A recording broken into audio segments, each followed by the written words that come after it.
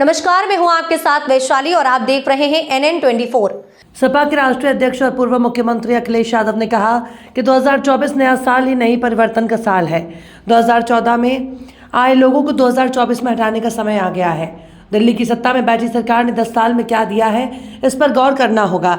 गरीबों और किसानों पर अत्याचार किया, देश तभी विकसित होगा जब किसानों को फसल का उचित मूल्य मिलेगा। 2024 का चुनाव केवल हार जीत का नहीं, युवा पीढ़ी के भविष्य का चुनाव है, इसलिए इसे अपना चुनाव समझकर लड़ें। अखिलेश यादव मंगलवार को बाराबंकी में एक रैली को संबोधित कर रहे थे। उन्होंने कहा कि 10 साल में 1 लाख किसानों ने आत्महत्या की। देश और प्रदेश के नेतृत्वकर्ता झूठ बोल रहे हैं। हैदरगढ़ के किसान ने न्याय न मिलने पर आत्मदाह कर लिया था। मेरठ में जमीन को लेकर न्याय मांगने गए किसान ने आत्मदाह किया। किसानों के आत्मदाह और थाने में मरने की खबरें यूपी में सबसे ज्यादा है। 40 लाख करोड़ निवेश का दावा किया, लेकिन अब तक कोई उद्योग नहीं लगा। बाराबंकी के साथ ही बताया बाराबंकी में कितना निवेश आया है। फौज की भर्ती की तैयारी करने वाले युवाओं के लिए आधी अधूरी अग्निवीर वाली नौकरी शुरू की। ये साजिश पिछड़े और दलितों के साथ की गई है ताकि गरीब और किसानों के बेटे फौज में ना भर्ती हो सके। समाजवादी लोग सरकार में आए तो अग्निवीर खत्म होगी और नौजवानों को पक्की नौकरी मिलेगी। भाजपा के लोग पाकिस्तान की बात करते हैं, लेकिन चीन के नाम पर चुप्पी साध लेते हैं। 10 किलो की कम की है बोरी, ये दोबारा आ गए 24 में तो समझ लेना और 5 किलो बाहर निकाल देंगे। इन्होंने एम्बुलेंस खराब कर दी, 100 नंबर खराब कर दी इन्होंने पुलिस की व्यवस्था।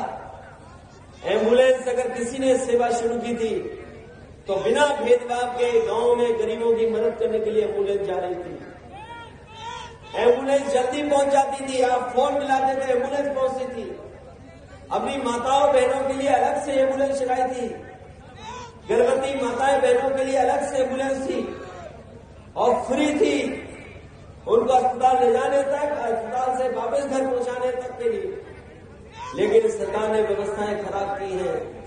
जो एम्बुलेंस जल्दी पहुंच जाती थी, आज फोन मिलाओ तो बताओ कितने देर में आती है आपके पास एम्बुलेंस। और अगर एम्बुलेंस आ भी गई तो बताओ जिला अस्पताल में आपको क्या इलाज मिल रहा है? न दवाई है, न इलाज है, न डॉक्टर है। तो गरीब आखिरकार प्राइवेट में दिखा रहा है, प्राइवेट में जाकर के इलाज करा रहा है, कोई उधार लेकर के, कोई जमीन बेच करके।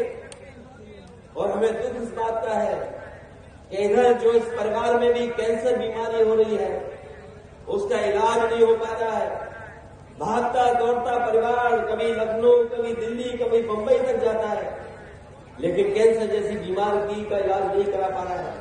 मुझे याद है नेताजी ने और समाजवादी पार्टी ने लखनऊ में कैंसर का 100 एकड़ में बड़ा अस्पताल बनवाया था और वो अस्पताल कैंसर इंस्टीट्यूट इसलिए बनना था कि अगर गरीब परिवार के किसी सदस्य को कोई गंभीर बीमारी हो जाएगी तो उस अस्पताल में उसका पूरा का पूरा इलाज होगा और एक भी पैसा किसी भी गरीब से नहीं लगेगा, पूरा का पूरा पैसा सरकार देगी।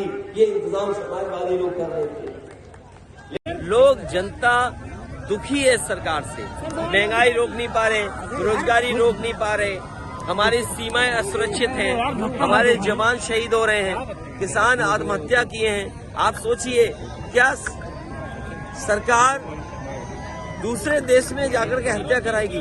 और सरकार भी आरोप है। सोचिए, कनाडा के प्रधानमंत्री ने भारत की सरकार पे आरोप लगाया है। अमेरिका ने वो व्यक्ति जो डबल एजेंट था उसको पकड़ लिया। सोचो, विश्व गुरु का सपना दिखाने वाले किस मामले में फंस रही है सरकार। कितना देश हमारा अपमानित होगा जब सच्चाई दुनिया के सामने आएगी कि भारत जैसा देश जो टॉलरेंस के लिए जाना जाता है, जो एक्सेप्टेंस के लिए जाना जाता है, धैर्य के लिए जाने जाते हैं हम लोग, हम सबको साथ लेके चलने वाले माने जाते हैं, उस देश के बारे में दुनिया जानेगी कि दूसरे देश में जाकर के हत्या करा रहे हैं। सर क्या